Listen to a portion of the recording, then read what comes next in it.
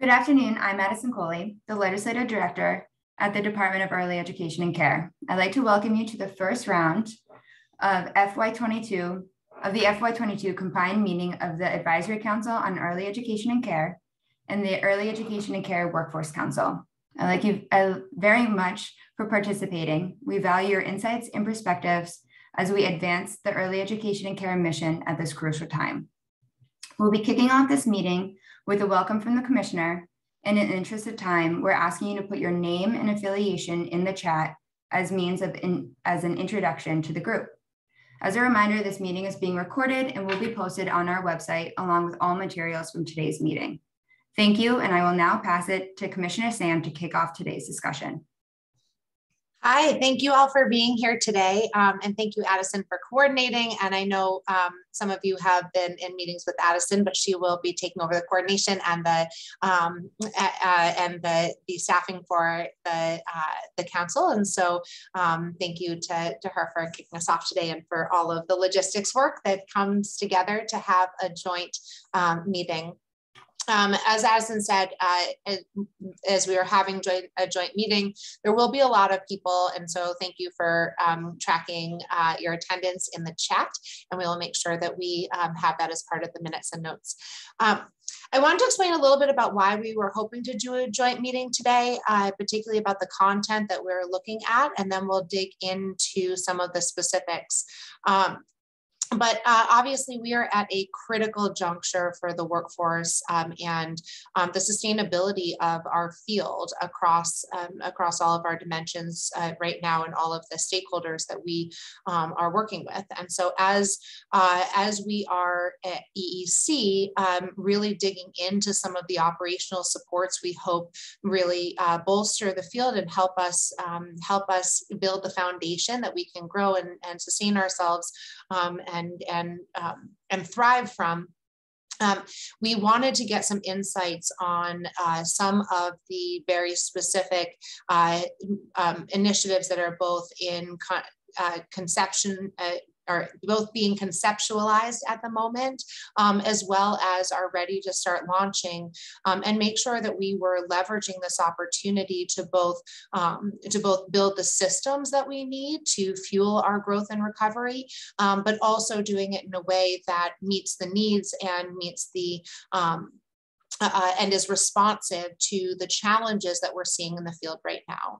So given the fact that this is a critical moment, and we know that many of the membership across the two councils overlaps, we thought it would make sense to have a joint meeting to really get into a discussion around the ways that these the operational initiatives that are about to launch and what we are building towards in terms of a workforce support and credentials system are really getting the variety of voices that sit across these two councils to help make sure that we are doing this in the most thoughtful way, in a way that really does serve the field, overcome some of the challenges I heard from many of you during our strategic planning process, and set us up for the growth and recovery that we know we need to be the critical infrastructure for the economy and across the Commonwealth.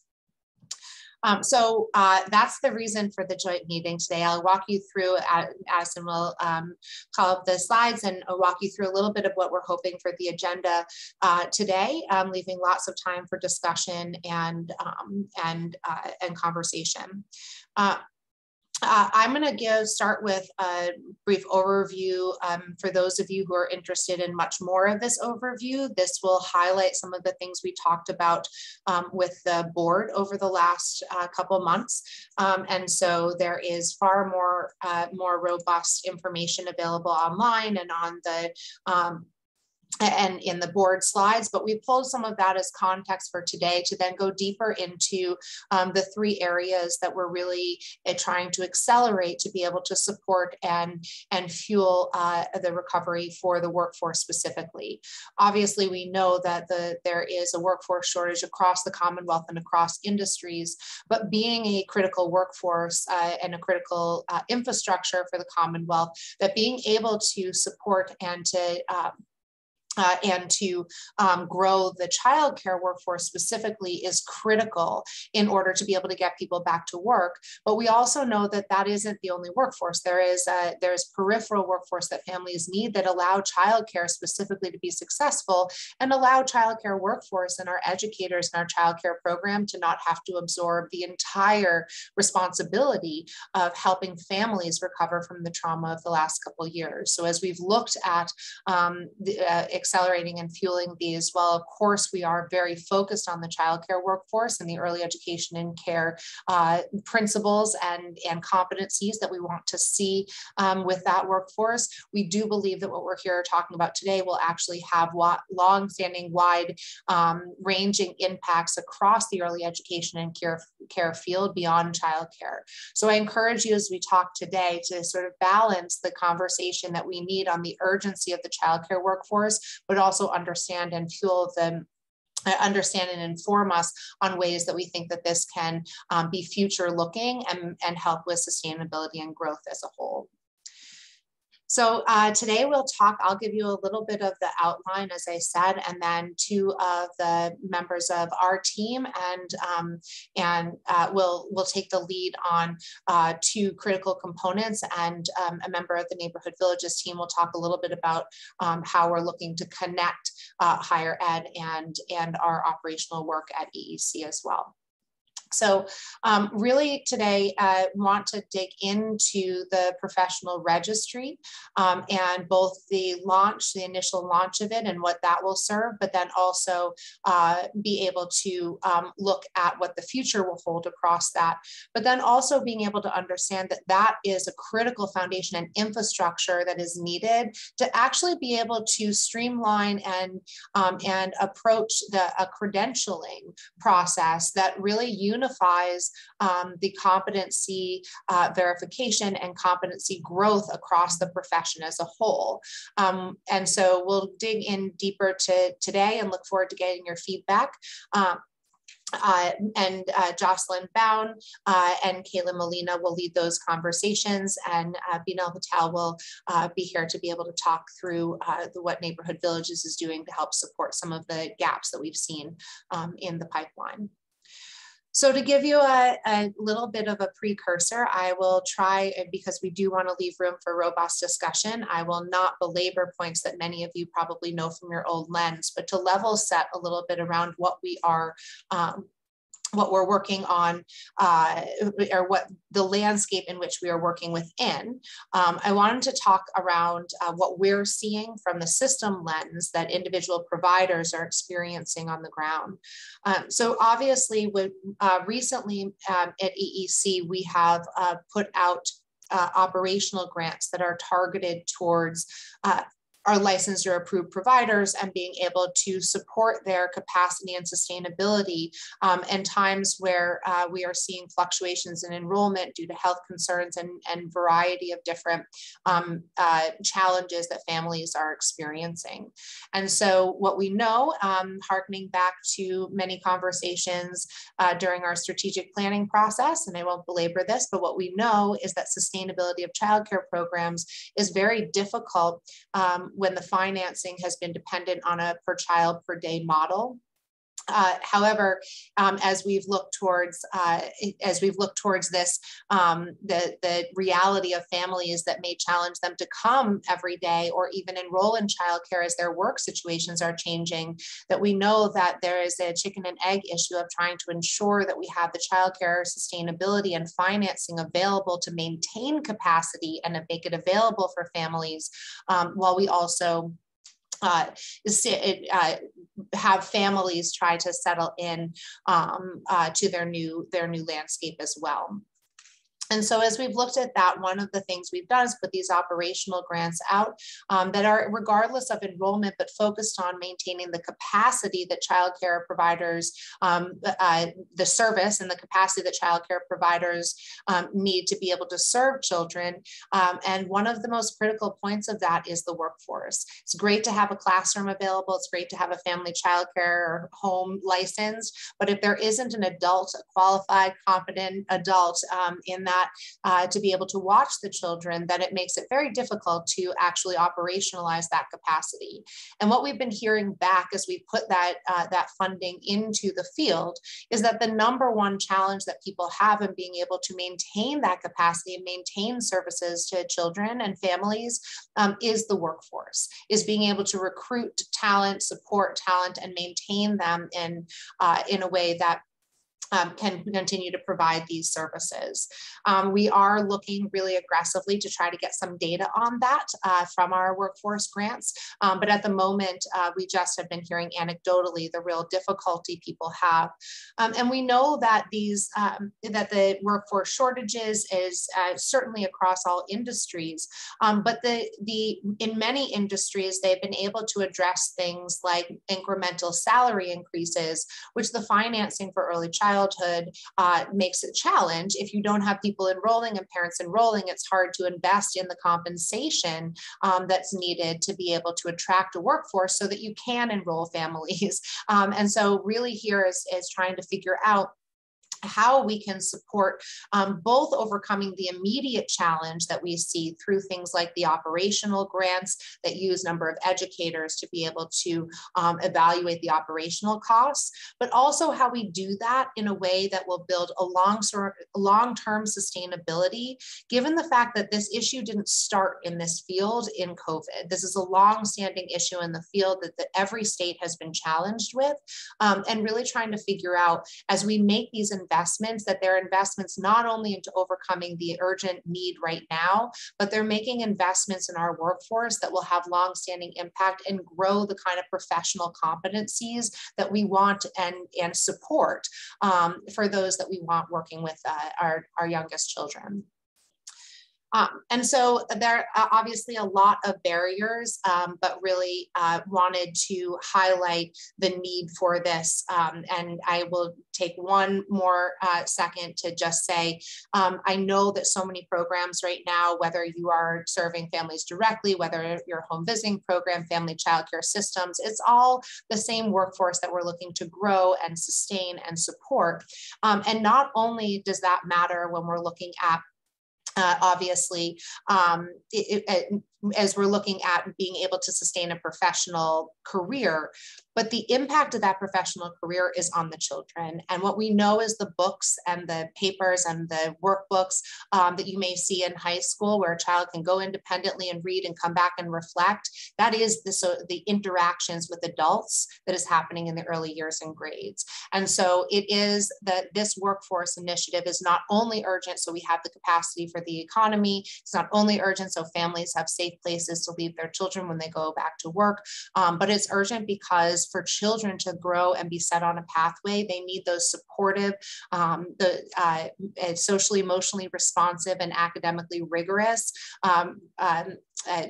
interactions with their caregivers that really drive and fuel the kind of success that they can have long term. And so I say this in that while we do know we need to get people into our workforce who may not have experience in this, we also need to sustain and grow them over time so that they can be those responsive caregivers. And that certainly takes a professional trajectory for them with articulated competencies and expertise we expect them to grow over time, but it also takes a system that supports coherence and ease of that. So it's easier to stay in the field than it is to go work at Starbucks. No offense to Starbucks. But I think this is really what we want what we're trying to do across the board. Because this is what child outcomes really does depend on. So on that note, and your patience as I've delved into my child development world, not just the economics and infrastructure building we're doing, that is, I think what we really know we need is the system of support for those adults so that they can be those responsive caregivers. I want to take one note and just talk about the reality right now. I was in a meeting this morning with partners across the educational spectrum.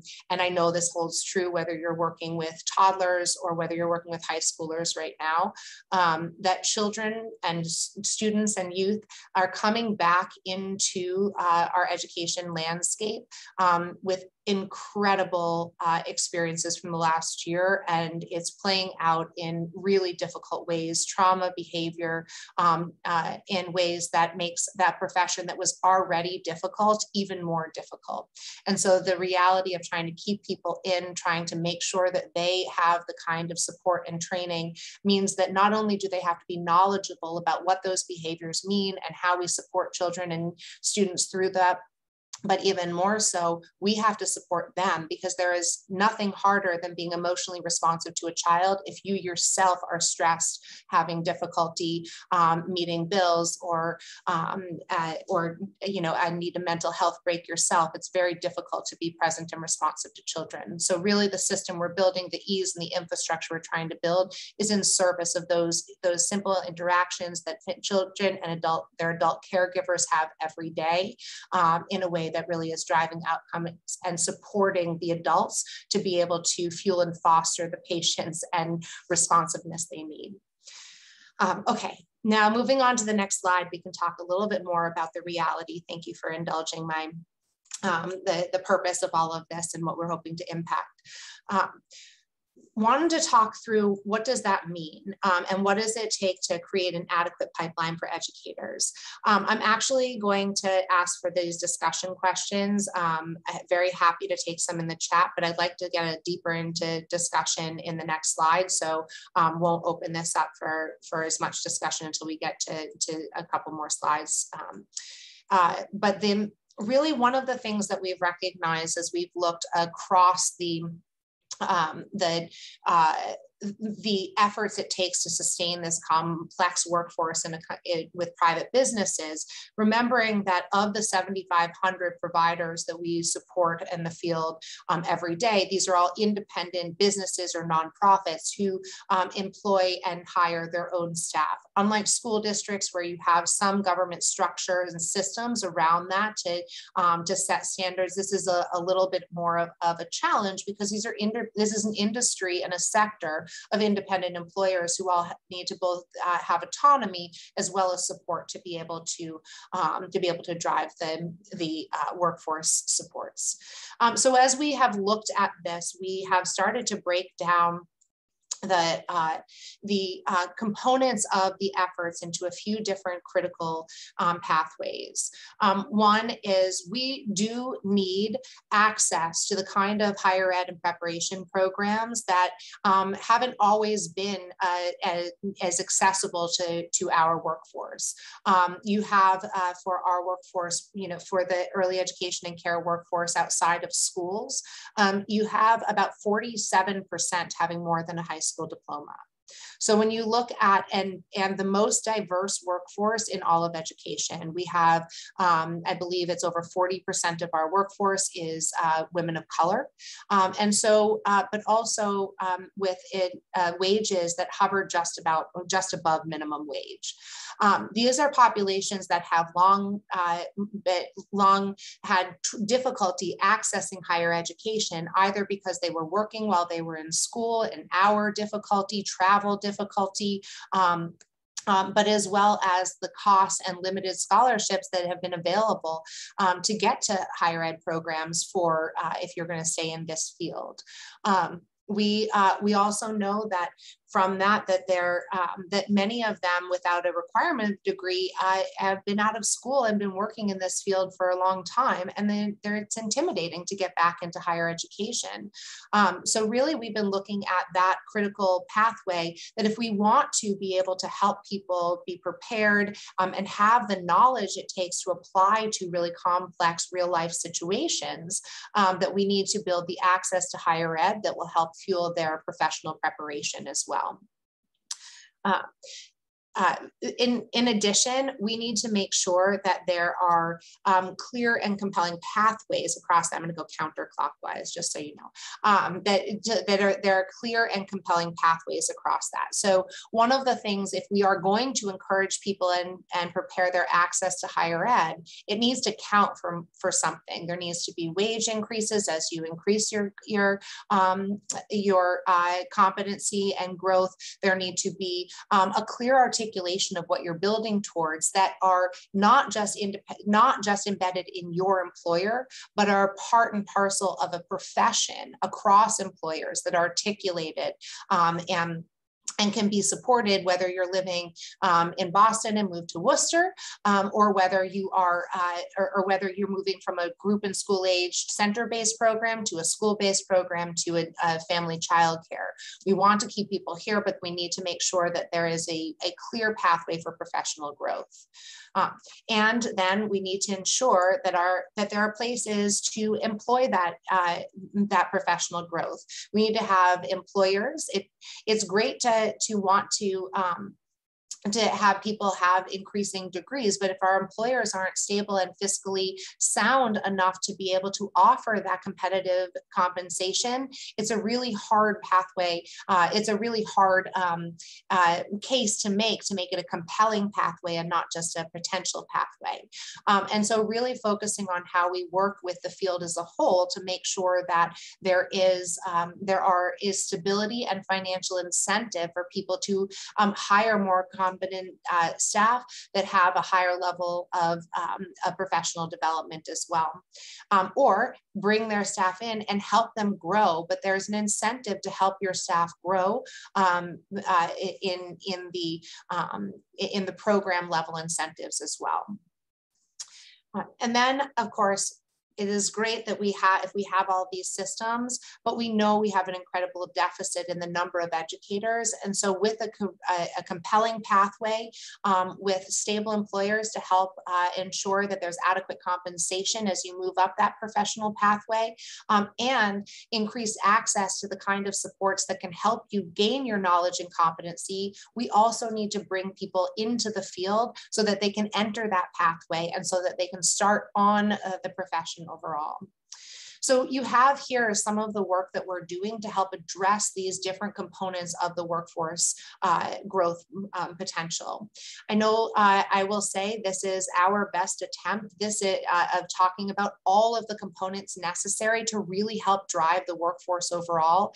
Every state is grappling with this in different ways, and every state is trying to identify the suite of specific initiatives that we can put together that don't just fix the critical crisis, but also grow towards a really compelling fix and sustainability for the workforce growth in the field. Today, I mentioned, I'm just going to point you in the direction of where you can find some additional information if you're interested.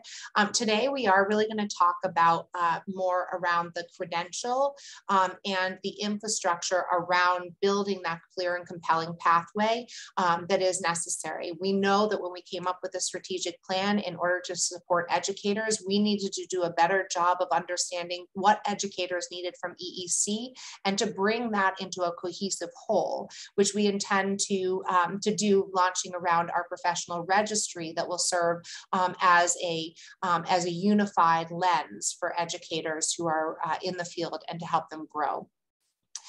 You'll hear a little bit about those today and how we're trying to also pair that with access to higher ed and addressing some of the pipeline issues that we've seen. But if you're interested in understanding more about what we're doing to support our programs and help with the operational grants and the intention that has to both support workforce compensation and hopefully over the next months incentivize workforce compensations, our most recent board meeting has a ton of detail on those, and we'd be very happy to point you in that direction as well. In addition, we are working right now on supporting some of the educator initiatives to think about pulling in, working with the career recruitment resources to make sure that they have information about this field and have information in a way that will be compelling to those job seekers as well. And more information will be coming out on that in the upcoming weeks and at upcoming board meetings. So I encourage you to keep up with our board meetings materials, even if you don't want to spend the full 3 hours with us watching them, because there's a lot of rich information there, and we're always happy to talk about that after the fact if you want to look at our board materials. Most recent 2 board meetings ago in September, we spent a fair amount of time talking around the career pathways, scholarships with the community colleges, and cohorts and supports for educator growth with our and those initiatives. So encourage you to take a look at our September board meeting materials if there is any interest in learning a deeper level of information on that initiative as well. If we go to the next slide, I wanted to talk a little bit more around what our pathway looks like on this and where we are setting some foundation, but how that launches towards a much more robust system over time. This has been the most incredible time I've ever had in government, and I'm sure anyone else on this call who is in government would have to agree with that. With both the intensity of the crisis and the unknowns around every corner, and really trying to plan and be supportive without actually any of us having lived through anything like this before. However, I also just want to highlight the incredible opportunity we've had as we have an unprecedented amount of federal funding to put out, but also in a way that in Massachusetts specifically, the fact that we did launch our strategic plan the day the state went into the state of emergency, but that actually did give us a good opportunity to remember our North Star and the recency that we had of working with the field to develop the strategic pillars and the work ahead. Really did give us a very nuanced highlights around areas we needed to prioritize for change, but also a real tangible goalpost of where we might be headed as we make some of these very iterative moves. So here we are with you today to talk more deeply around some of that workforce structure that we're building. But I wanted to talk about some of the things we had to pull back on in order to be ready for some of that structure. So we did and are working on revised educator policies that will allow for a much better streamlining. To date, and again, if you're interested in seeing all of the detail, I will refer you to our September board materials. But to date, if an educator is working with EEC, they have to work through multiple different systems, many of which are paper driven, in order to get their credential and certification and background record check. And in order to really fully launch ourselves into the new reality, not the least of which we recognized before COVID, but now with all of the proliferation of technology to help us address family needs, of really being able to leverage that to support our educators as well. So in that, we have opted to eliminate our teacher qualification process, and we'll be putting out information about that in a way that will allow our program directors to have more flexibility around hiring criteria in a way that will not undermine the initial qualifications people need, but allow people to recruit staff, make sure they meet the minimum standards, and help give some guidance on where we can grow them over the first 6 months and years, so that we don't miss this opportunity to recruit new people in our pipeline, but still start to build the resources they need to be successful in this field over time. So we are putting out the policies that do streamline those hiring requirements. For those of you who are familiar with our hiring policies, you may know that there are approximately 37 to 47 website pages on our website that address this. So before we put those out, we have been cleaning and making sure that we are thoroughly going through everything that could be confusing to the field, because there's nothing worse than getting something we hope to help and it causes more confusion. And so we appreciate everyone's patience as we've done that, but hopefully it'll be well worth it as we come through with a much more streamlined process that eliminates a lot of the confusion the field has felt and over the years through some differentiated information that has been given out. But we also know that we really need to support the educator pipeline. And so, as I mentioned, we've been working with Commonwealth Corporation, the Workforce Skills Cabinet members, and really thinking through ways that we can target those who are working with job seekers to have them understand this field, understand that there is a way to get in the field. If you love children, there is a way to get into the field and grow without having to have a teacher licensure from the beginning, for example. And so as we've looked at that, really been trying to hone in the messaging and understanding that sometimes the way and I will take full responsibility for this myself, sometimes the way I talk about the passion we bring to the profession is not always resonating with people who don't live and breathe this work with us. And so really learning from those who are talking to job seekers and trying to figure out how do we tailor our messaging to be the most appropriate and the most attractive to people.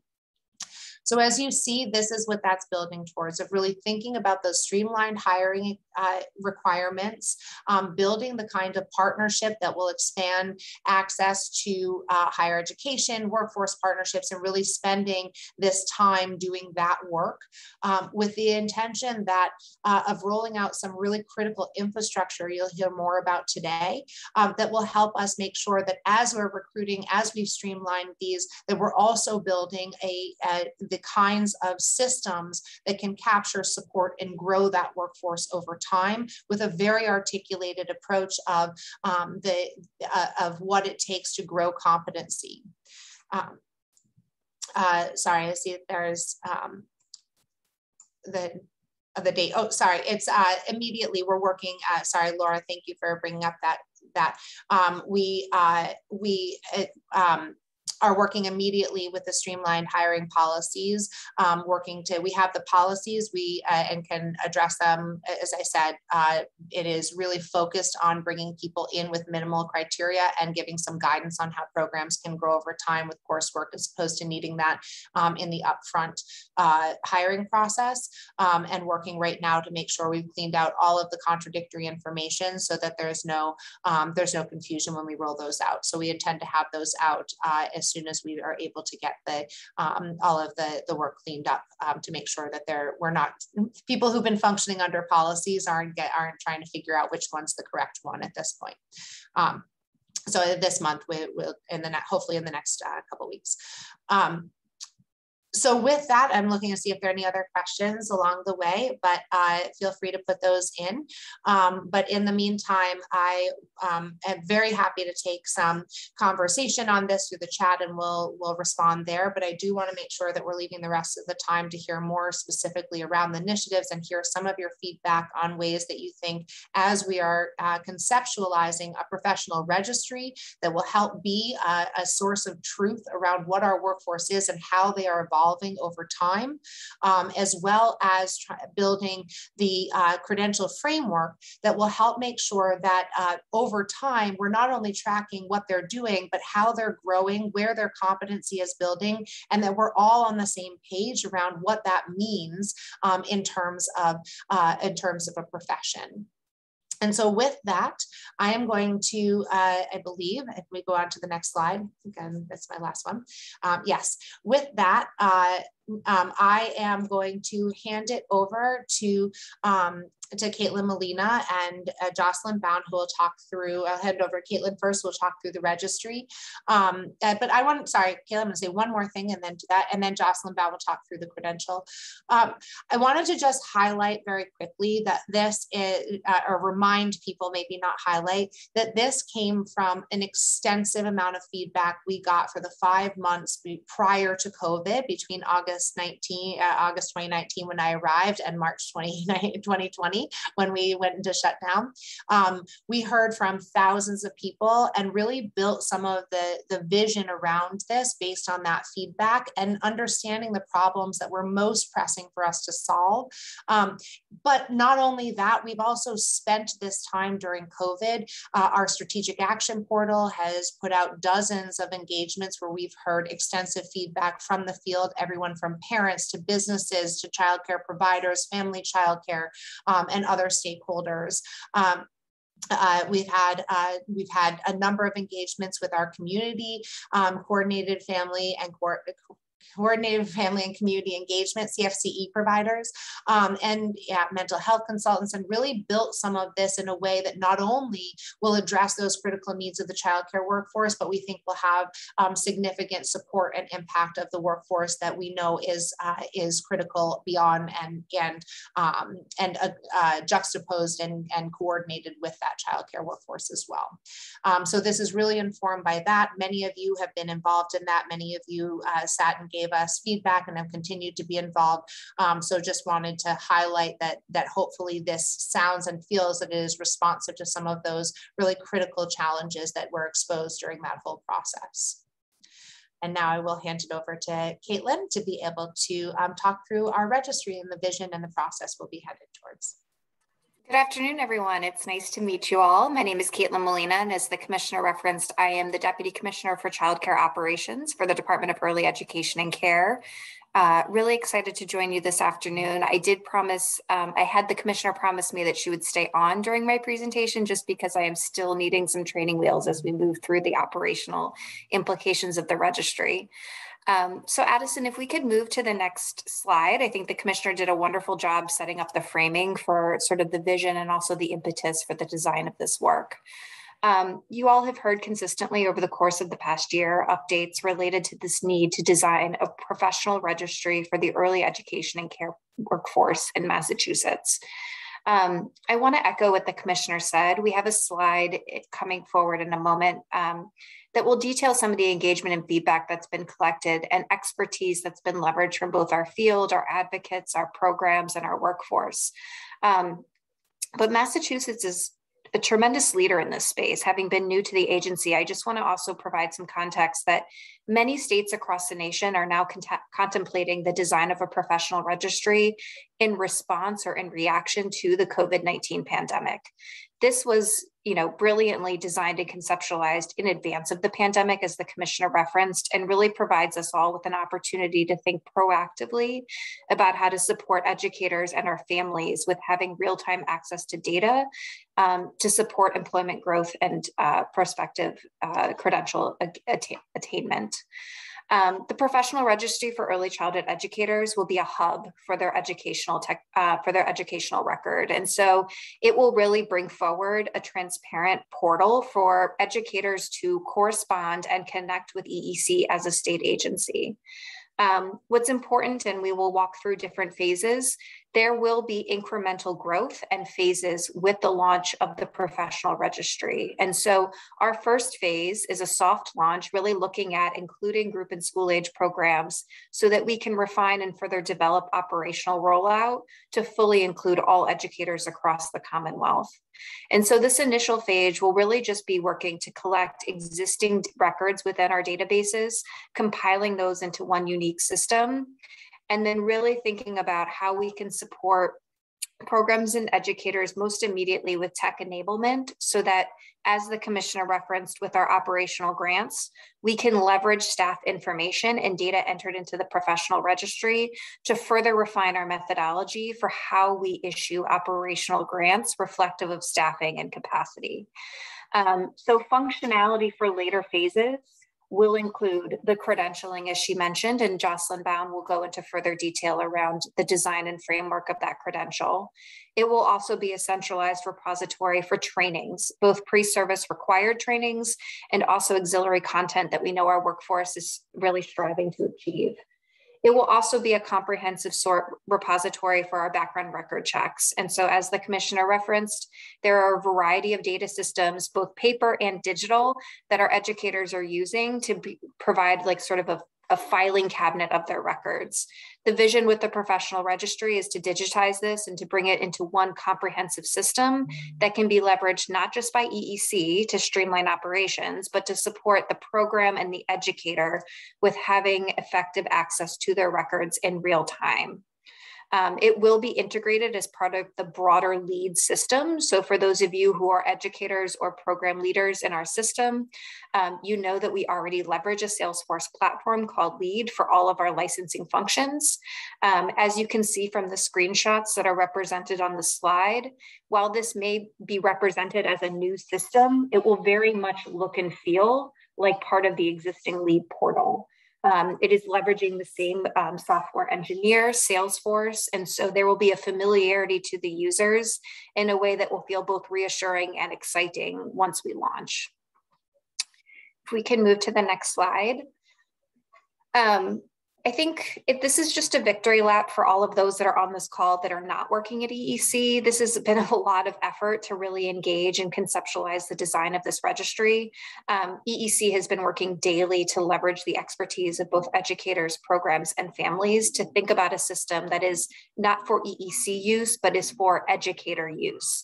And so whether that be a variety of engagement sessions, and I've worked in state government for a fair number of years now, I have never seen an agency or a commissioner take on engagement in the way that Commissioner Sam has. We have very much built a system that will support operational rollout that will benefit the user in a way that I've never experienced before. People will look and feel, the system will look and feel as though it was designed for them, not to them. And I think that that is a critical element in communicating with educators on the importance of leveraging this system. Regional town halls, unique engagement sessions, user testing with educators and programs, all of these different opportunities for feedback will be leveraged to ultimately design each additional and individual phase of the professional registry. As a reminder, you can view all of these engagement sessions, including our town halls, on our Strategic Action Plan portal. The next slide, Addison, goes a little bit deeper into our roadmap for professional registry. And so I will do a high level overview for folks, and then Commissioner, you should feel free to jump in because I know that this is very near and dear to your heart. So one thing that helps me to feel more relaxed about this rollout is that phase one will be just that, phase one. So we are going to leverage the expertise of our group and school age and out of school time programs to really work with us to understand the data integration of our existing systems and then support their educators in creating this profile. This profile and its initial rollout will be our opportunity to then inform the methodology for operational grants so that we can contextualize or think through additional enhancements within our operational grant framework to reflect staffing in our cost modeling for those operational grants. Right now, the commissioner, as does everyone, gets the question almost daily, how many educators do you have in early education and care? What are those where do they come from? What is the attrition? What is the retention? What are some program supports that we can design based on the demographics of your educators? We currently do not have any data on that, right? We have a PQR registry, which enables us to leverage some of those pieces, but it's not broadly integrated with other platforms that agency uses to license and monitor programs. So this initial phase will be to create that professional record and will also provide us initial feedback and opportunity to think about broader rollout to include our family childcare educators, to include broader staff and prospective employees that may want to enter into our system, but don't quite understand their ability to navigate through it. Phase two will be the integration of trainings. So right now, any educator in our system is toggling between 4 or 5 different platforms, right? They have to have a registry account in the professional qualifications registry. They have to utilize LEAD for their licensing record. They also have to leverage our LMS platform for trainings. And then they leverage Navigator for their background record checks. We've done the best that we can to streamline operations to make sure that this is effective and streamlined for the user. However, without it being in a single source of record or one technology system, it inevitably feels clunky to the user. They are forced to organize those materials and those records behind closed doors instead of leveraging the technology to be able to offer a unique digital, like sort of staff filing cabinet. So that phase 2 will integrate the LMS trainings. Phase 3 is a big one. It is going to be the integration of our background record checks. And so it'll allow the program to be able to track their employees and their background record checks suitability determinations over time as they transfer across systems. Phase 4 will be the tracking of credentialing activities. And I'm saying this more for myself to feel a little bit better about this. This will be scaffolded, right? So the credentialing activities will have components that will get built over time. It will feel very reflective of what the vision and the guiding principles of the EEC and broadly what our early education and care system are. And there will be additional opportunities to inform the development of what that credentialing looks like, as Jocelyn will preview. Commissioner, did you want to add anything before I advance?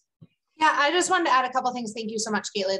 I think that as Caitlin laid out the different components, I want to give the lens of what this helps us understand or what this helps fix as that we heard from the strategic planning. As I mentioned at the beginning, these, and as Caitlin highlighted throughout the looking through the phases, each one of these things are things that are required for educators to engage with. You have to have the EEC essentials to be in our program, but it's done through one system. You have to have a background record check to be in our program or be a household member for family childcare. But again, it's done in a different system. And so what this is the launch of the filing cabinet that will bring all of that into one place so that there'll be a single lens for an educator. But I want to highlight also what Caitlin said about connecting to LEAD, because we know from a program standpoint, having one lens to know a person's credentials, that they have completed the early ed essentials, and that they have a suitability in their background record check that would allow them to be able to be in the role will save incredible amounts of administrative time for our programs right now that have to check these on different platforms. And so the idea of looking at the roadmap, as Caitlin said, through the different components, is that this becomes the unified file and allows us to track over time, but it also connects directly to the licensing. So and what is unique, I think, about what we're building here, as Caitlin said, many people trying to scramble around some of the federal impetus around the country, is that it will actually be real time, not a registry that sits out here we can just track educators, but actually track their employment over time. How long do they stay? Do we have people that are staying or are we bouncing from program to program? Where are they going? The question of looking at workforce across public schools and childcare is that this will give us an opportunity to build some real-time data that will help inform our system overall. So what you have here is the roadmap to make sure we're really aggressively building that unified lens and building the infrastructure to be able to do so and solve the myriad of issues that we heard through strategic planning across each one of these individual platforms to bring it into a unified platform. I do want to highlight also and just say that as Caitlin said with the group in school ages, and she'll talk a little bit more about this, is an incredible opportunity. Family childcare, one of the complications of being able to bring them in is that they actually all are licensees. And so they actually have a license, and we do have a count of how many people have licenses. So there is a question around family childcare assistance and how we could leverage this program. Not a question, there is an intentionality for family childcare assistance as a next priority to be able to bring them in, but know that background record checks is a key critical component of that. And so our timing some of the rollout with when it will be most impactful for the field, when it will solve the most issues for the field, and not wait until it's all done and try to do it all at once. Thank you, Caitlin. Thank you, Commissioner. Addison, I think we can move along to the next slide.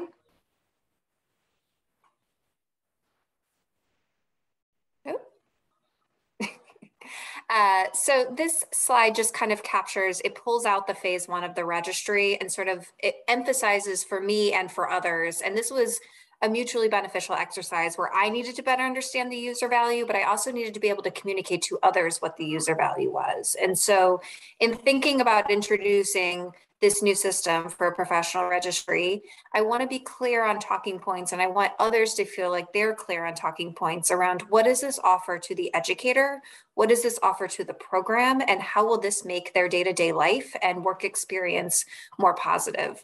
And so what we've identified here within phase one is that we have educator benefits, but also employer benefits.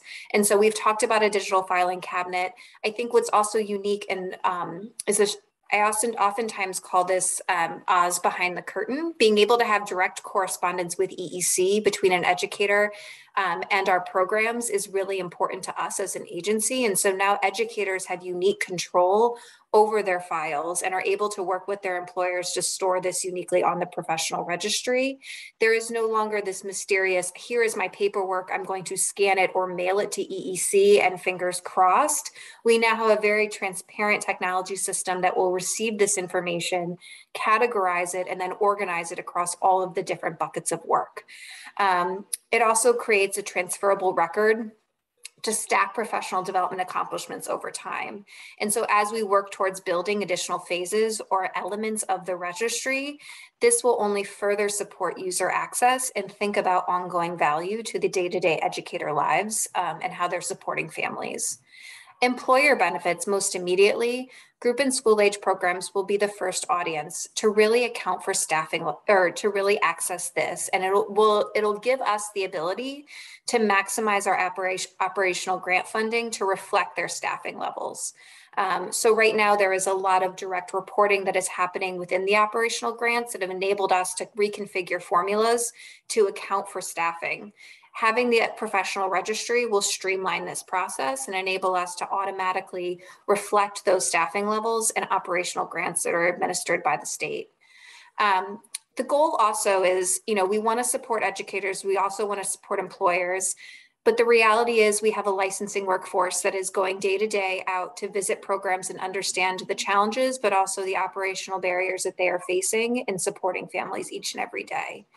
We want to make sure that the licensing visit is both supportive, but also streamlined. And so being able to have access to these data records online will ultimately streamline the licensing visit and potentially better leverage our time in the field on the site visit to have conversations around technical assistance, coaching, proactive professional development and technical assistance that can support the program and the educator.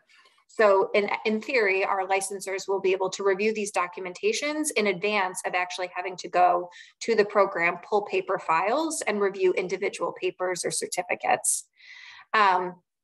This is coming in the next month, and so we are working fast and furious to make sure that both the educators, our employers, and our team members are in support and understanding the implications of the rollout. I want to just highlight two pieces related to implementation. One, because of the engagement that has been done so proactively over the course of the past year related to the design of the professional registry, I really feel strongly that this is a direct reflection of what educators have requested. So we will be orienting them to a system that is in fact in direct response to what they have asked the agency for. It will also really focus, our communication will really focus on supporting employers and program administrators and directors and understanding the registry. Kate, I love your question because we have always taken an equitable lens to understanding the design implications and enhancements within our platforms. It is one of the reasons why, and I don't want to speak for the commissioner, it's one of the reasons why she has really thoughtfully and partnered with Salesforce on the development of this work, is that it is so accessible, it is so available, and it will be able to accommodate multiple languages, which we know is particularly important across the Commonwealth. The discussion question just being, as EEC prepares to launch phase one of the registry, Our vision is that it is not EEC launching it. It is the Commonwealth collectively, families, educators, providers, programs. We are all launching a professional registry for Massachusetts childcare system. And so we need to think creatively and collectively about what are the program supports that we can make available so that programs feel as though this is a tool, a resource for them that they can easily adopt and bring into their implementation and support for other programs.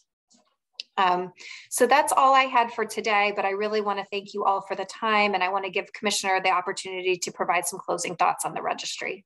I just want to answer one of the questions in here that Michelle is asking around programs at the umbrella level. So for those of you who don't know, we have a program that may operate one program but have multiple sites. That's called an umbrella organization. They will access the registry through their program roster. So this gets very technical, so bear with me for a second, but a program will be able to link a registry record to a role on their roster. So however the program manages that at the umbrella or site level will be able to be accommodated for, but that's what will allow us to be able to track over time is the ease of access between the handshake between the educator saying, yes, I work there, and the program saying, yes, that person is employed, and we'll be able to track that over time that way. So that would be up to the program. They won't access the registry specifically. They'll access the registry records of those who work in their program through a program roster. Hopefully that helps. And thank you, Caitlin. I'm happy to take more details.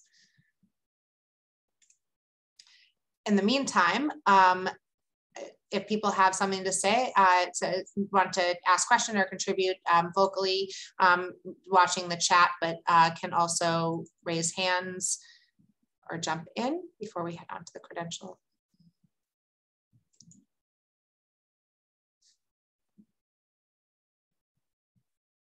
Other questions?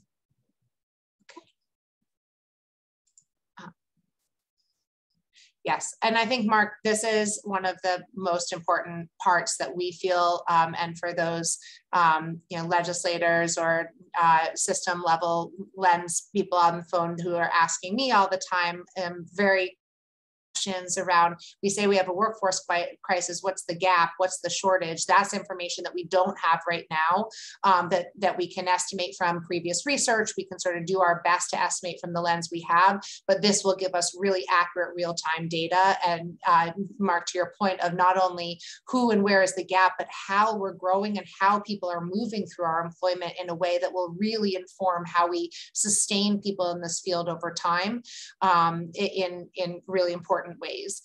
So very excited about that as well. I also just want to note, I know there are many of you on this call who engage with programs that aren't necessarily childcare programs, but what we hope that the registry also over time could give you a lens of those who may have childcare experience, be able to have their registry record, have a capture of their whole professional development trajectory in a way that can help make sure that they are able to move in and out of the childcare field specifically, but really support children and families as a whole with that growing competency that we know it is relevant, whether you're doing home visiting, whether you're doing parent groups, or whether you're doing in classroom instruction, specifically in the early years and grades. And so trying to build some of that, align much better with DESE and DESE's systems in a way that we can start to build some of that transferability. I know that these groups have spoken about a lot. We just don't have the database right now to try to build that integration, and this will put us in a much better position to be able to solve some of those challenges. I am going to, not seeing any hands, I'm going to hand it over to Jocelyn Bound, and as I do so, and she takes the helm, I will just keep reminding you that, as Mark said with the data, I have a huge commitment to data, and you will continue to see that at our board meetings, which is our easiest place to get that out on a monthly basis, a comprehensive lens, and also through when there is something pertinent or we're able to get to a critical point through the engagement portal, which is an opportunity to go deeper on specific opportunities, understand more of the data in depth, and be able to engage with some of the EEC staff about what that means and how we're using that. So I want to also just be able to share if there is ever anything that you feel like we've referenced that hasn't been out, feel free to email and we will point you in the direction or make sure that we're getting that, because we are Jocelyn, as I hand you over to Jocelyn, she is doing a remarkable job trying to aggregate and keep up with all the data we're inputting and trying to learn from. Thanks very much, Commissioner. Addison, you can go to the next slide. So I'm Jocelyn Bound. I'm leading the research and innovation work, which includes the development of the program and educator supports, which is what I'm here to talk to you about today. Although I will add, very, very excited about the movement forward on the data front. I think I've been at this agency now for over 5 years, and this has been sort of the drum we've been beating, is trying to think about how can we get better information about our educators and our programs to support the better design of the supports that we're creating. So in thinking about where we're going and the topic for today, we're looking at the credentialing and the ways in which we are building support for higher education access. We recognize that access, as the Commissioner spoke to earlier, can be challenging for many people. So one thing that we do want to do with the investments that we're making, particularly those into the career pathways and our work with the Department of Higher Education around the scholarships, is to ensure that we're building the infrastructure and accelerating access to higher education to the early childhood workforce.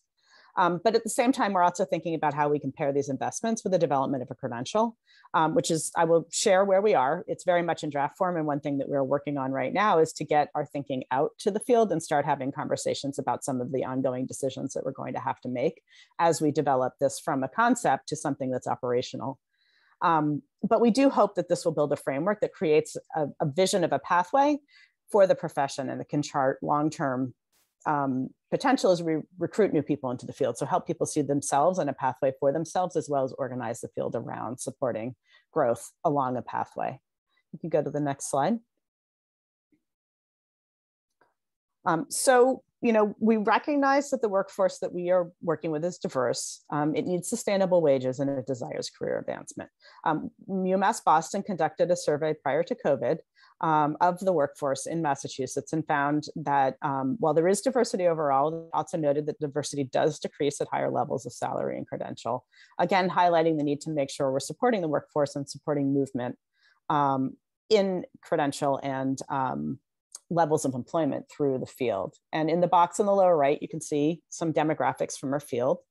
It is largely female, which I think comes as no surprise to anyone. 32% of the field surveyed were people of color. This is compared to 22% across the state. And 47% held more than a high school degree. Salaries are lower than public school preschool teachers, which again is something that many on this call are familiar with. And grants data show that educator salaries hover around minimum wage. And we recently have gotten some information from the applications to the ARPA stabilization grants that has recently confirmed that. So it's really critical to develop something that supports the workforce. And we're looking at building a credential to create a career pathway that builds on existing systems, but is inclusive of all educators and program types. This is a system that everybody can participate in. Historically, we've had a different system for after-school providers, a different system for FTC providers, and a different system for the early education programs. So we want to integrate all of that under one credential and ensure that this is a stackable credential so that the pathways that we build over time with certificates, degrees, as well as through professional development are something that educators can take with them and use to build on across their career. We also want to make sure that it's transferable so that educators can move across jobs and roles, that you don't need to start over if you're going to a different program or moving to a different sector in the field, that you have your skill set registered and validated in a way that you can bring with you and show to potential employers. And I think the conversation about the registry also highlights an operational piece that supports that as well. And finally, we want to ensure that this is focused on skill building. So we really want something that will support the design of structured professional learning opportunities for educators that align credential expectations with concrete activities that can validate expertise that is built on the job as well as through higher education and provides a pathway for ongoing professional development. Can you go to the next slide? So this is our roadmap right now for how we're thinking about the credential. Again, I think it's just important to highlight this is very much in draft form and something that we want to start having many conversations about and explaining our thinking and developing this and also getting feedback in how we structured this and how we're starting to think about the pieces that need, the steps that we need to take to operationalize this. So to orient you in this, first of all, there are mapped out in 2 columns, 2 different pathways. I think it's important to recognize these pathways are not exclusive. You can move back and forth across them. They are just 2 different ways of thinking about how an educator might build and validate their competency and experience through movement across these levels of credentials. One focuses on degrees, and one focuses on the ways in which we can validate the on-the-job learning that an educator experiences and the professional growth that happens in that context over time.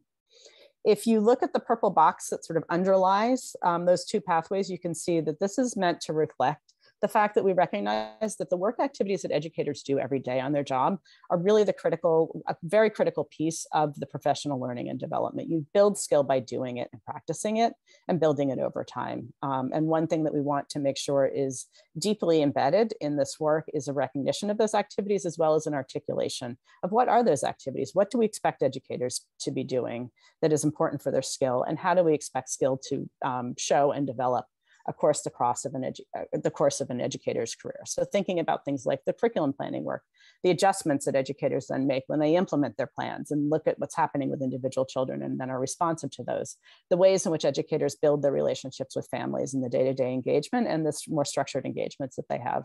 All of these are everyday parts of our job, but at the same time, they're really critical and important to recognize as we think about how we're credentialing an educator. If you look on the left-hand column, you can see that there are different levels. So the other piece of this that we're trying to recognize is that there are, it's more than just you have the experience or you don't, that an educator develops over time and skill develops over time. And there's a great deal of difference to the expertise and competency of an educator who's in their first year of work to somebody who's been in the field 10 to 20 years. And we do want a pathway that recognizes this. And again, provides educators an opportunity to say, yes, here, let me show you, I do have the skill set, and that, the degrees aren't the only way that an educator can show that. We've built a system to do that.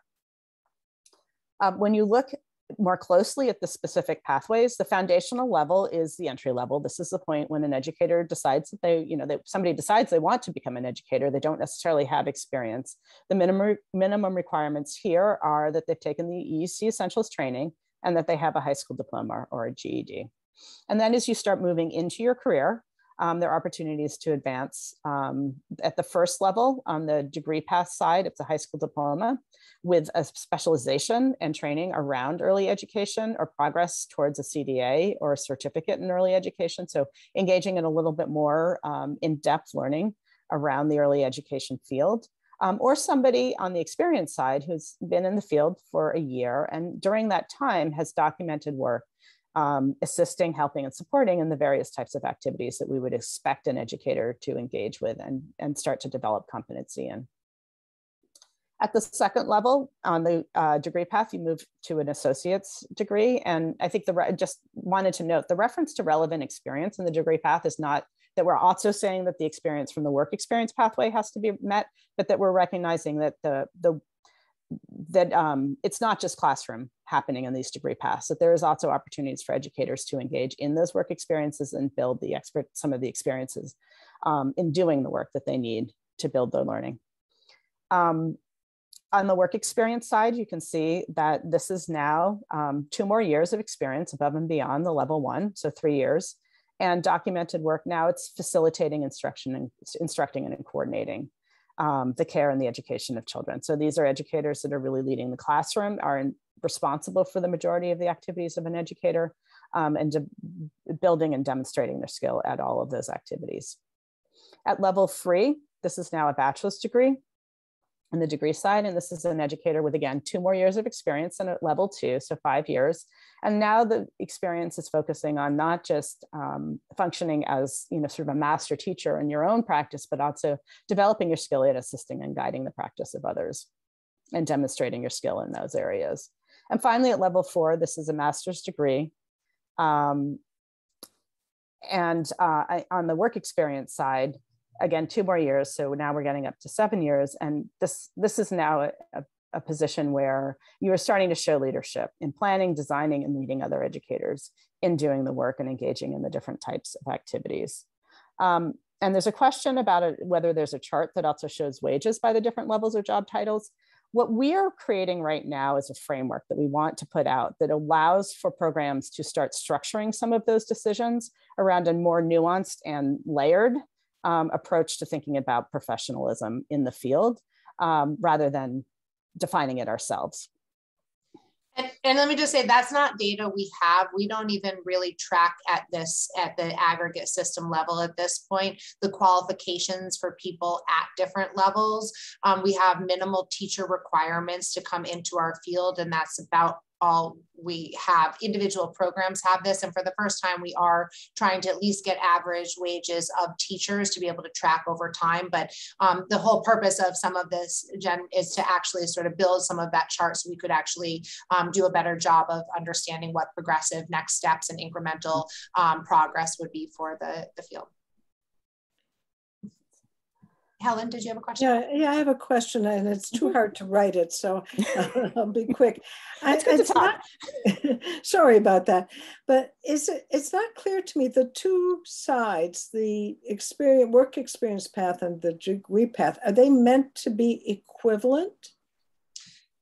Not exactly equivalent. They're meant to have similar work experiences, but as Jocelyn will show in the next couple slides, they're meant to reflect equivalency and competencies, but not necessarily equivalency in terms of, degree or something along those lines, but they are meant to be two pathways. And one of the questions we know is majority of our field, pre-COVID, had, 10 years plus experience, but not any higher education. So didn't want to put a pathway with, as Jocelyn referenced, that wouldn't reflect that competency while we figured out the higher ed pathway.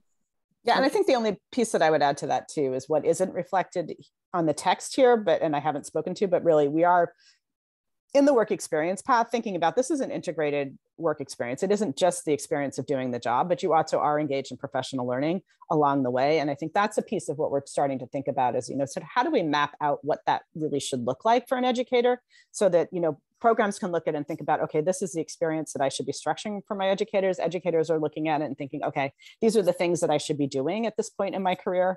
And there's a shared understanding of what that looks like, so that while it's not exactly the same as the experience you have in an associate's degree, we are trying to think about, sort of how are these different competencies addressed in different ways across these two pathways. Any more questions on this? Otherwise, I'm going to go to the next slide. So just quickly, my only concern is, most of our folks that get a bachelor's degree don't get it in 5 years. So how we talk about it, we want to make sure we're not, making it obsolete to get a bachelor's degree, because I just will work for 5 years and not get it. So I'm not exactly sure how to present it, and I agree with everything that's here. That's just one of the maybe concerns I would raise as a result of it.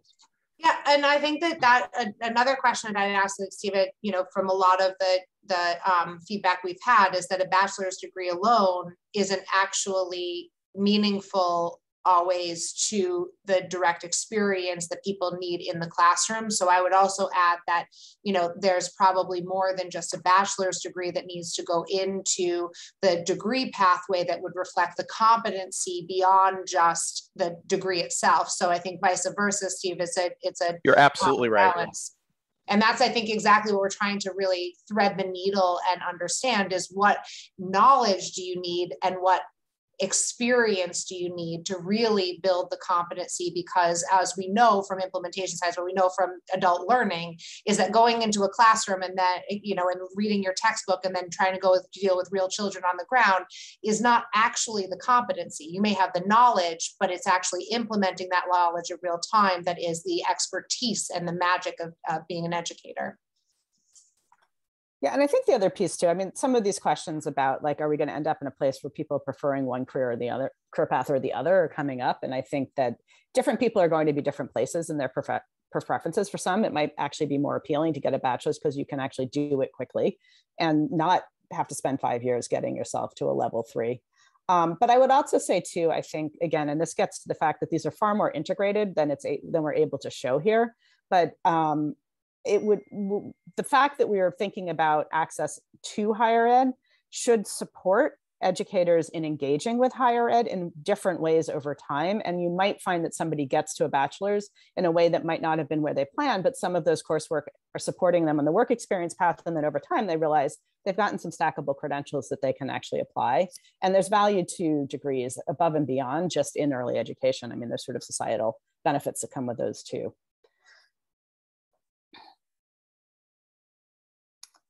Okay, I will go to the next slide. So in thinking about some of the, oh, I think I have to go back. Yeah, there you go. And thinking about some of the operational challenges now that we need to think through in the place where we'd really love some of your good thinking and support. Each pathway, as we've been talking, is different in terms of what it looks like. And the things that we can focus on in trying to understand how best to support educators in accessing and moving through that particular pathway in a way that does get to some of that equivalency that we've been talking about. The degree path really is a way to leverage the capacity of the higher education system. We have a very strong higher education system in Massachusetts.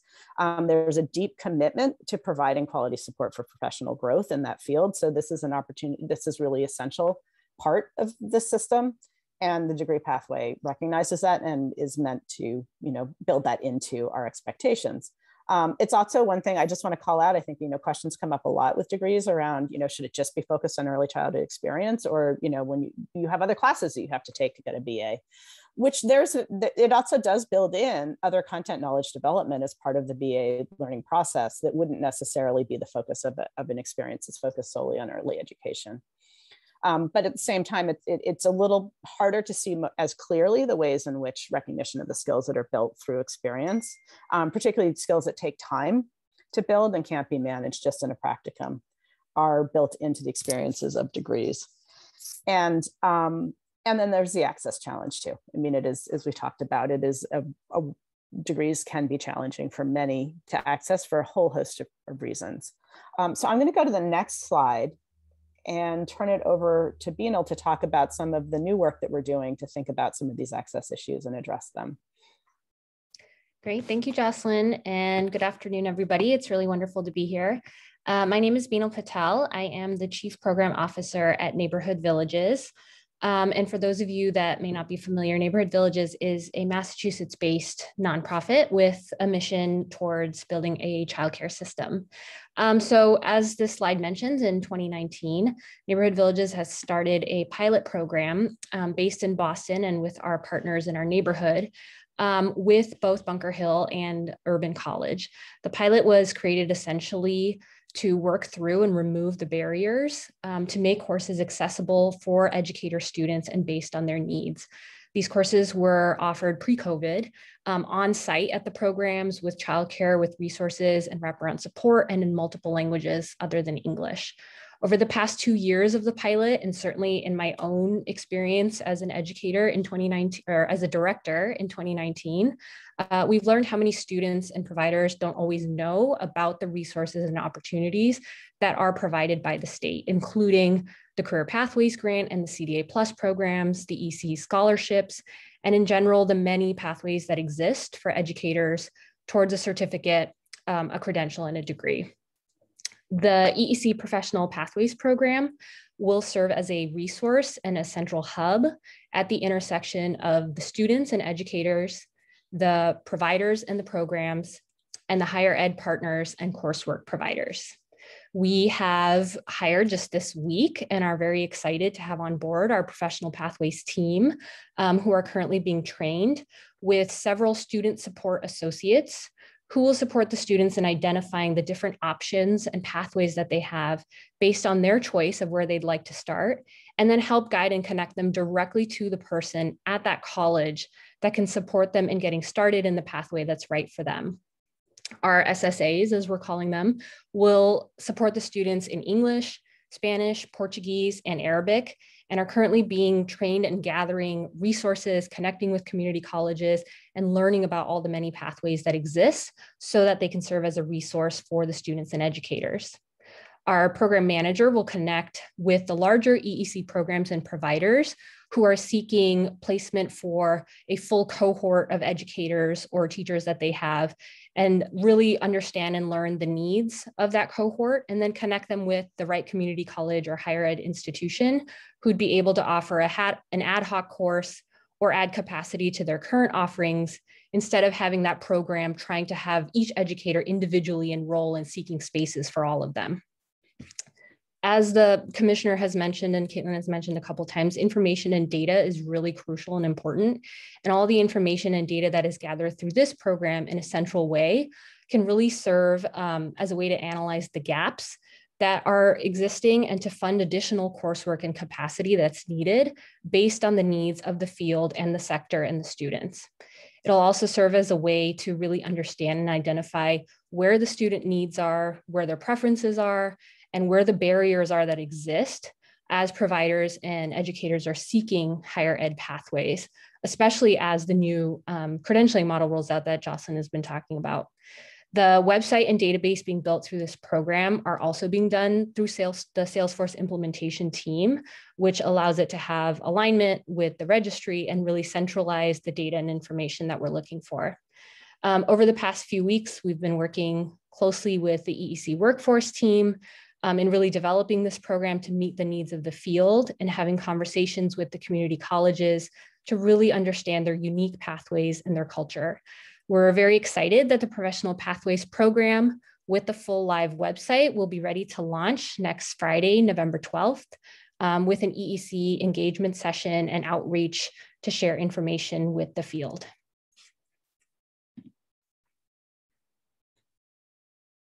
Sorry, I had to find my mute button. All the little frames popped up when I was trying to get to it. I couldn't make them go away. Thank you very much, Bino. We're very excited to have this partnership in motion and to be able to announce the launch. Could you go to the next slide? So I'm not going to spend a lot of time on this slide. This is just similar reflections about the work experience. And I think we've talked a lot about the value of it and the goals that we have. But the biggest challenge that, sort of operational challenge that we're facing at this point is thinking about, how do we verify? Like, what is the verification process that we need to put in place? And how do we make sure it has validity to accomplish what we are trying to accomplish? So if you can go to the next slide. And I'm just going to say, because I also know that, we don't have a lot of time. As I'm going through the slide, we'd really love you to think about, sort of your reactions to what I'm presenting here, and thinking through, like, what should we be considering as we figure out how to operationalize this? Because there's a real tension between the extent to which we can put in a really strong validation process, and also the costs, both in terms of time and cumbersomeness for the field and for the agency, in putting in place something that is very centralized.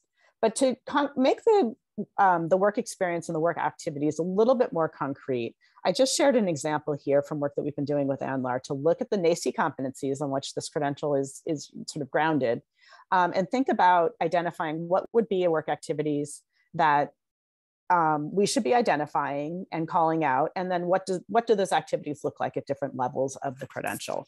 So in thinking about the competencies, collaborates as partners with families and young children's development and learning through respectful, reciprocal relationships and engagement. One work activity would be that the educator could document specific efforts to engage with families to build this type of collaborative engagement at a level appropriate to the credential level. And when you think about that, sort of level one, which is the early educator level, using those conversations that you have on a daily basis at pick up and drop off to start building respectful relationships, and thinking through, what are the questions you want to have? Maybe you have a plan for something that you want to know, and you find a way to use that at time, but also ensuring that your conversations are drawing information from the family and building that relationship that you would want to have. And thinking through how we can validate this, we want to make sure that we articulate things very clearly, what an educator is required to do to move towards a new credential level, so that, again, as I spoke to earlier, everybody's understanding and sharing the same understanding of what this process looks like, and that we're confirming that these activities have in fact been completed by educators. So it's not just the years of experience, but that actually you have some verification that during that time, yes, the educator was in fact planning curriculum. They were not just cutting out numbers and sitting in the back of the classroom and sort of supporting in those types of ways, but were really actively engaged in the work at their level. And finally, we want to verify that the activities also demonstrate the requisite there's E missing, by the way, I do notice that, requisite requirements to achieve a new level, so that they are, in fact, not only doing these activities, but are engaged with them in the way that we want them to be engaged with.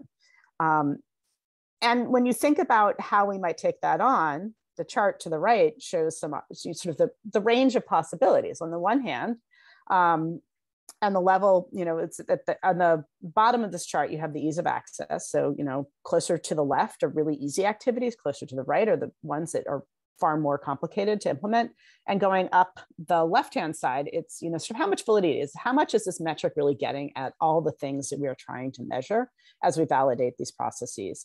So you can imagine very, very easy, but probably very variable measure would be a checklist. We can define the activities. We could put together a checklist saying, we would expect your educators to do these things. Could you tell us, have they done those things? It's really easy on the EEC side. We do not have to have a massive department whose job it is to review materials. We just verify that the appropriate checklist has been completed in the way it needs to be. It's relatively streamlined on the educator side because there's really one person who they have a lot of contact with that they can turn to. And it does engage somebody that really knows the educator very well and has a lot of experience with the educator on a day-to-day basis. But getting consistency across every supervisor in the field would be challenging. And educators will move from program to program. And we do want to make sure that there is some consistency in the assessment of credential levels that is resulting from this information. At the other end of the spectrum, and we've talked about this too, there you could think about putting in place a portfolio or a set of sort of videotaped observations that then get submitted for a review to some kind of a centralized panel, organized panel that would then make a judgment. That is far more cumbersome, requires the building of the infrastructure to make that happen, but you can control that process and it would be far more consistent across educators.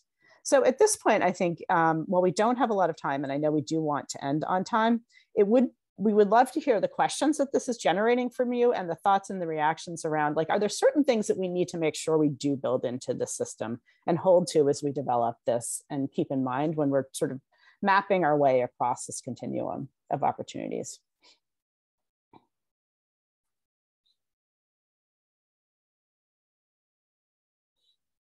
I see Kate said they would have to be evaluated by supervisors to create, and we would have to work on creating reliability. So think about the structures that we put out in place in the field to support that type of reliability. And yeah, then also, what we did, I don't, I'm not suggesting this is an answer, but what we did just recently as a pilot in my own organization is develop a set of competencies where we define the behaviors, in really observable ways.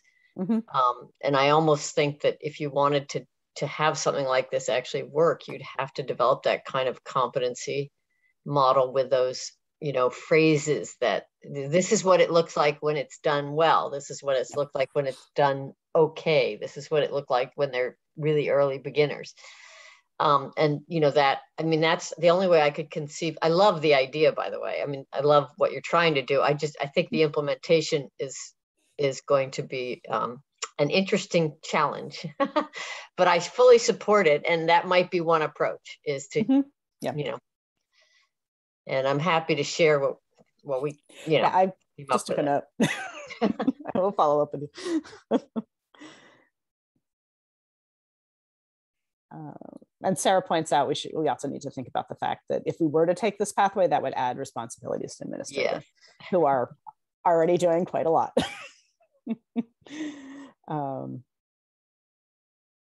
So we are finalizing and developing what this looks like mapped out across all the different work activities and levels. I think it is very hard to make a judgment from one example on a slide.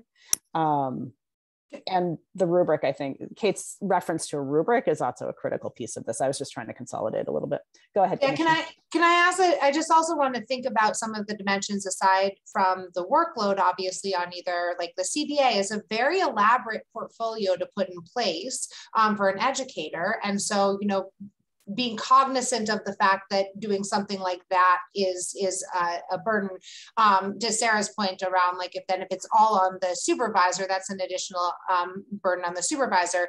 But the other dimension here is the time that it takes for EEC to process, or a panel to process the job, and the administrative investment. I mean, the more we have to look at and evaluate to apply a credential or hire a contract with someone to do that, the longer wait it is for an educator. The more simple it is, the quicker wait it is for educators, but obviously the trade-offs there. So just sort of thinking through all of the different dimensions of when we're looking at trying to do, we could do a class observation for every single educator and get a real competency-based measure, but that's a very expensive, very onerous, and very elaborate process for an educator to get to, versus the opposite of, doing some paperwork, but not really capturing that real true competency measure.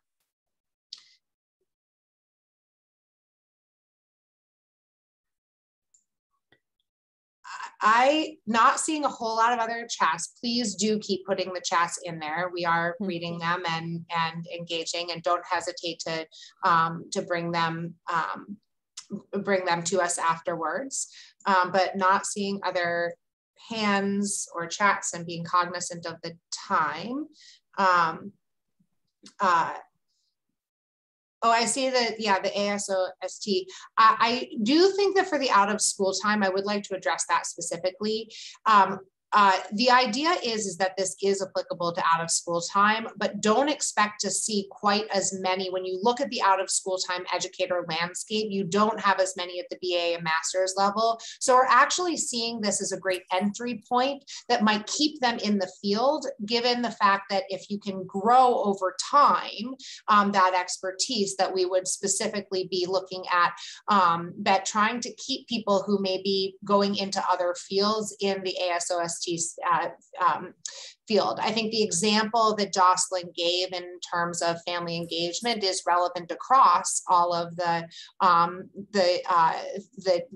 age spectrum that you may be working with, and we are being very cognizant of if there is an early childhood specific work activity that we also are thinking and building out and working with what might be as specific, comparable on the out of school time, or if it's relevant in that kind of setting at all. So it is, we do anticipate it being relevant, but also do see that I know that there is a group I work with in the Springfield area who is doing mentoring in the high school realm that are working with third graders, and they're having a horrible time trying to keep people in the field, given the fact that there's no certificate or anything that after that high school student has come out doing this work can validate that and grow from. So seeing that there is some real applicability here as well.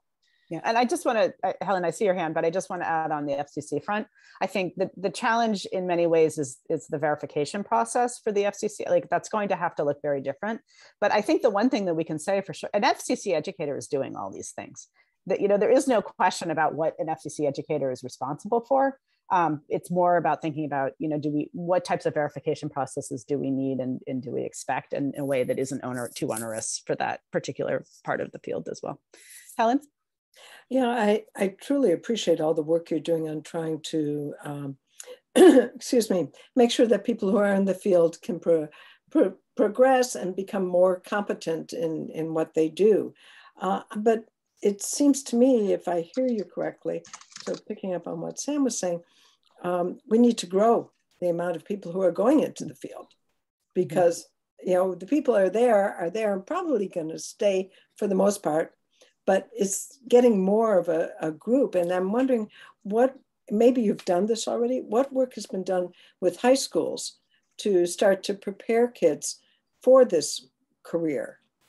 Yeah, so we've been talking a lot with DESE, the CTE group. The challenge is that you come out with a CTE credential that isn't validated anywhere in EEC's work as a stepping stone towards a profession. So this would be an opportunity for us to validate that CTE credential as part of a pathway. And we're working closely to be able to incorporate that into this work for sure. Well, that makes sense. Great. Yeah. Thank you. Jen? So I guess building on that point, and I know it's a little out of context from some of the education-based competency validation work that happens in that sector. But when we think about other career pathways where there's sometimes a high bar to education, but lower salaries associated with that achieving of a four-year degree, social work, I mean, there's a variety of important pathways out there. In some cases, we've used the apprenticeship model to formally create a set of competencies that then get validated on the job. And I know we've done this a little bit in Massachusetts, even in the early childcare space with some of our community college partners. So I know there's this broader conversation happening, but if someone is potentially coming in through a CTE program, they've gotten a credential from a voc tech, does that stack to apprenticeship that then gets you another step on the path, again, articulated up to a 4-year, where you're able as the individual to also not spend as much on some of the costs associated with those educational attainment steps. And I'm more so reflecting how that has played out in other important career pathways where you're not making $180,000 when you're done with that 4-year degree.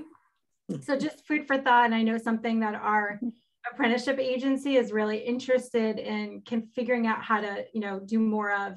Again, aligned, however, to the EEC framework. Yeah, I think that, Jen, going back to what Helen was saying, one of the challenges we have for our apprenticeships is, again, it actually adds a layer. Our programs right now, you need a background record check and a child growth and development course and 3 months of experience to get in. So an apprenticeship just adds a layer of barrier as opposed to what we want. And what you're describing is propelling someone up a ladder. So hopefully this starts to help incorporate those. In terms of how we incorporate that into higher ed, that is, I mean, it's not EEC's, this is our first step of EEC's role in playing our best role, but there is work, and this goes to Mark's question in the chat too, of how we work with higher ed to really reflect competency and acknowledge competency in a degree pathway as well, so that there is transferability. Yeah. But that's going to be longer term work with higher ed that we're starting to work with. The community colleges are doing great work on this, and really working with DHE to think about where the 4 years also play into some of that. Yeah, Sam, apprenticeship isn't great for entry level. It is then yet one more gatekeeper. It's better when you're looking to get to more like a 2-year or some high value skill definition. What it gives you is just that validation element because you're doing it in the field. Yeah. So it would have to then count in the higher ed system or wherever you go get that credential, it has to count as prior work experience, right? It's got to be relevant and transferable into that system that eventually issues the 2-4-year or the license or the whatever. So yeah, it's not a good thing. It's, in my opinion, it doesn't add a lot of value if you're just thinking about entry level. Yeah, and I think this is our problem right now. If you talk to the field, it's the living, breathing human that people are looking for, and the entry level is the hardest part. So really turning that entry level into a profession, I think, is our challenge. And then, as you mentioned, really thinking about the work with DHE about how that can actually articulate into longer term degree-based goals as well. As I think hopefully this framework helps build and incorporate so many of that validation you're talking about that doesn't really exist as a system-wide approach in Massachusetts right now. I am seeing people drop off, and I'm going to be cognizant of time. I want to highlight one other thing on here as we're looking at this is that this is, to Jen's point, there are other industries we're really trying to learn here, but it's really difficult since unlike public schools where you have their government entity and there's a structure around salaries, these are independent employers. And so really trying to think about how this kind of framework could be used to suggest salary structures, to think about what kinds of differentiation we can help guide people through is where we feel like we can. There's not any other industries that I have been able to find that set salary scales in private markets and private businesses aside from minimum wage. So trying to understand how we can support private businesses, that we can support private nonprofits in this, but still through our public lens and serve that real public good infrastructure role. And we hope that this kind of framework will help us build around that to help support the field and the wage scales and compensation parity in the Commonwealth overall. So no, this is complex, but want to also address the fact that given the fact that it's not just, the federal government is certainly pushing for increased compensation levels, but it's not so simple as just saying, Heidi, now you need to pay this teacher this amount. We actually need to help understand the differentiation and competency, as well as make sure that Heidi has the revenue to do that so she doesn't have to close when she can't meet that requirement. And not to pick on you, Heidi, sorry. But I know I could have picked on half the people on here and said the same thing, so you all sympathize with that. So with that, hopefully you see this as one constructive support and very much in development, and very happy to take your ongoing feedback as we do that. Thank you so much for your participation today. When is the next meeting? We'll look to hold one probably at the beginning of 22, so January. Okay, it'd be helpful if we could get ahead of time the dates for the rest of the year when you get a chance. We'll look into that. We're having a few staffing issues that we'll look to make sure we can get you at least as much advance notice as we can. Great, thank you. Thank you. Have a good day.